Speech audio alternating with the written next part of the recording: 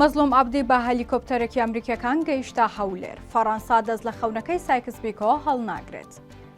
ئێوارەی دوێنێ چوارشەممە 23 چواری 2025 وەزیری دەرەوەی فەڕەنسا گەیشتە هەولێر و لەگەڵ بەرپرسانی هەرێم کۆبووەوە. دواتر هەر شەوی ڕابردوو لە هەولێر وەزیری دەرەوەی فەڕەنسا لەگەڵ مەزلوم عەبدی، فەرماندەی گشتی هەسەدە و ئیلهام ئەحمەد هاوسەرۆکی فەرمانگەی پەیوەندیەکانی دەرەوەی ڕۆژاوای کوردستان کۆبوونەوە و تاوتوێی چەند پرسێکیان کرد، لەوانە سەقامگیری ڕۆژاوای کوردستان، پتەوکردنی گفتوگۆ و دیالۆگ.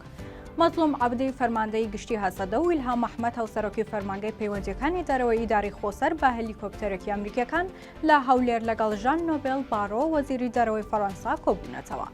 لە کۆبوونەوەکەدا باس لە ڕێگاکانی پشتیوانیکردنی سەقامگیری سیاسی و ئەمنی لە ڕۆژئاوا و هەروەها بەهێزکردنی گفتوگۆی نێوان لایەنەکان لە سووریا کراوە. لەگەڵ تاوتوێکردنی ڕۆڵی فەڕەنسا لە پشتیوانیکردنی هەوڵەکانی چارەسەری سیاسی لە سووریا.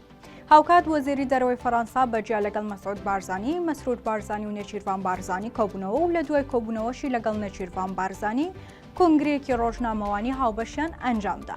لە کۆنگرەکەدا وتی لە چوارچێوەی سەردانەکەمدا بۆ هەرێمی کوردستان لەگەڵ مەزلوم عەبدی فەرماندەی گشتی هەسەدە لە هەولێر کۆ دەبمەوە. بەپێی ڕێکەوتنەکەی سایکس-پیکۆ ڕۆژاوای کوردستان و ناوچەکانی سووریا لەژێر دەسەڵاتی فەڕەنسادا دەبوو. دوای زیاد لە سەدەیەکی شێشتا ئەو وڵاتە نایەوێت دەست لەو خەونەی هەڵبگرێت و لەو چوارچێوەیەشدا پشتگیری کوردانەی ڕۆژئاوا دەکات.